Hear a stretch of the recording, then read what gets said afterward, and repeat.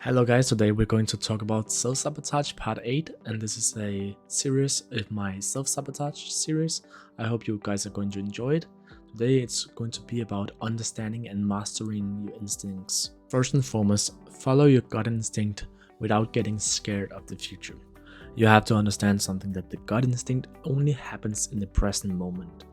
If you get an instinct about some future events, that's because you're projecting into the future, and that's not actually an instinct. And you have to understand that gut instincts are very subtle. It's like that little voice, like that little morning of the Russell stars, where it's like it's going to tell you that it's going to be okay, you're going to be fine. The next one is that if work exhausts you or you feel forced to do your work, that's an instinct that shows you that this might not be the work for you. You can also, and you have to understand, there's a difference, that instincts are not feelings, because you can't have an instinct that you are sad today. That doesn't happen. Also, you can use instincts to craft a life you want. And what I mean about that you can use these instincts to craft a life you love, is that you can kinda obeying what your subtle intuition is telling you to keep on doing, and whatever it is. You also have to understand that instincts can actually be good, because they can still be good, that even though if everything is wrong in a relationship, you can still have an instinct that this is a relationship that you should continue nourishing, and actually that it can be totally fine in the end. And also, instincts move you towards what you're meant to do, because it's small signs it gives to you all the time throughout your whole life. And if you just allow yourself to actually listen to that little voice in your head when you're meditating, or you're like not doing anything, or when you're like in the shower, if you listen to those small things, it can guide you in life. So don't sleep on this. Instincts also like move you toward what you're meant to do, in terms that it's trying to show you where the interception of your interest, desires, and skills, where that lies, and it's trying to show you that. Instinct and fear can feel similar, but there's one thing you have to understand, that feelings don't indicate the right decisions to take. Right decisions create the right feelings. So you can't just say that I have a feeling about I should take this decision. That's not like how it goes.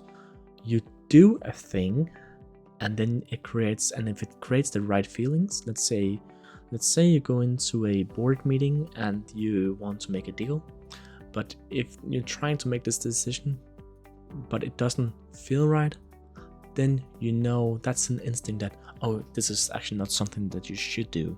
You begin to experience feelings of peace and joy in your life when you begin to taking the right repeated daily actions towards something where you feel calmness, a purposeful, and it feels right. That's how you experience peace and joy.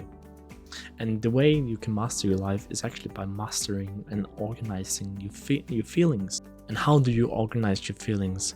Is that you have to understand which feelings is it that you should listen to, which one are just trying to be intrusive thoughts, what is actually true, and what is just trying to play around. The difference between instinct and fear is that your first reaction to something is often the wisest reaction. So your first reaction, let's say to a person, or how you look at them, that's most of the time actually, it's the wisest reaction. That's actually the truest reaction, because your body uses all of its subconscious information before you even let your brain trying to second guess those things. And the body language, the subconscious mind can really filter that out and see like, okay, this actually someone that I can trust. And that's why we often say that the first impression is the most important, like within 5 seconds when you meet somebody. Your honest gut instinct will never try to frighten you. That's what you have to understand. Whereas your fear is always trying to panic you, or like trying to frighten you. And you have to understand that your gut is always trying to be subtle and gentle. Even though there is something really wrong, it's always going to try to tell you it in a chill way, and not trying to panic your whole system, even if there's something wrong. Whereas fear is just trying to make you panic, and it's just really loud and just saying, don't do this, don't do this. But where like the instinct is just like, this might not be a good decision to do, so I will steer away from that. But it's really easy to miss this little voice within ourselves, because we're always stressful, we're always on autopilot, we always have all of these thoughts that we're trying to keep organizing in our head all the time. But that's why it's so important to have solitude, in terms of just going for a walk without any external stimulations, in terms of music, podcast, or maybe it's just listening to your breath and or do some meditation, or like just being in the shower, and don't like try to just chillax, because that's where actually you can hear this little voice and it's trying to tell you something most of the time. The next one is the gut-mind connection, and it's the physical connection between the gastrointestinal system, that's really hard to say, and the serotonin production in your brain. And serotonin production is just how your mood is. There's a really big difference. So if you have a really bad gut, that's why we normally are really in a bad headspace. And the important role of, we have something called the vagus nerve, and the important role of that is that it's trying to communicate it's the communicator between the gut and the mind. So it's really important to have a healthy gut. And the thing about gut-mind connection is that it needs to have been in the situation first. So let's say that you have to have met somebody first in order to actually say if you might actually want to go out with them the next time. You have to meet them first. Or let's say in a job, you have to be there for some time before you can actually get that really gut instinct that, okay, this might not actually be something for me. But you can't get the gut instinct beforehand, because what we talked about is that you can't have an instinct about something in the future, because that's just projecting, and that's just trying to make a guess about something. So you have to be in the situation first in order for the gut-mind connection to work properly. And there's a really big danger of trusting everything we feel. Have you thought about that? Like whatever we feel, like all of the emotions, how often has that really benefited you in life, that you trust everything you feel? So stop doing that and kind of figure out what is true, what is not true, what is trying to be invasive, and what not. The next one is intuitive nudges and intrusive thoughts, and there's a really big, you can really see the difference, because I'm going over some ideas here. Intuitive nudges could be that it makes you feel calm, whereas intrusive thoughts it's fear-inducing, whereas it's rational, or it's jumping to worst case. So you can see how the difference is.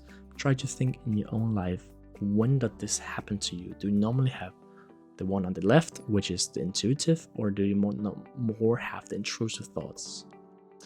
And the next one is the present moment, or not being in the present moment, and inducing a feeling of understanding or inducing a feeling of panic. And the next one is just part 2 of what we just talked about, and that intuitive nudges could be that it sounds loving when it's trying to tell you something, and intrusive is that it's trying to make it sound scared, and intuitive nudges just comes out of nowhere, whereas intrusive normally are triggered by external stimuli. That could be that, let's say somebody says something bad to you, and then you get the intrusive thoughts of like, yeah, that's because I'm ugly, or that's because nobody loves me, all of these things, right? Because an event happened. Whereas intuitive nudges basically just comes from basically the universal, kinda just out of nowhere, without you even thinking about anything has happened or an event or anything like that. Intuitive nudges is trying to come from your best self, where intrusive thoughts is more like from your most fearful self, small self. And the last one is just that intuitive solves problem, and intrusive, they are trying to create them. So as you can see, I have this photo right here. So like, your intrusive thoughts are like, jump, just see if it really hurts, come on, please, just do it. So it's actually creating the problem, and it's making you feel scared. Thank you for watching this video. Let me know if there's anything you want to see in the future, and let me know if there's anything I can improve on, because I want to make this video the best for you guys. And let me know if there's anything else that you want to see other than just self-sabotage. Thank you for watching, and take care. Peace out. Bye bye.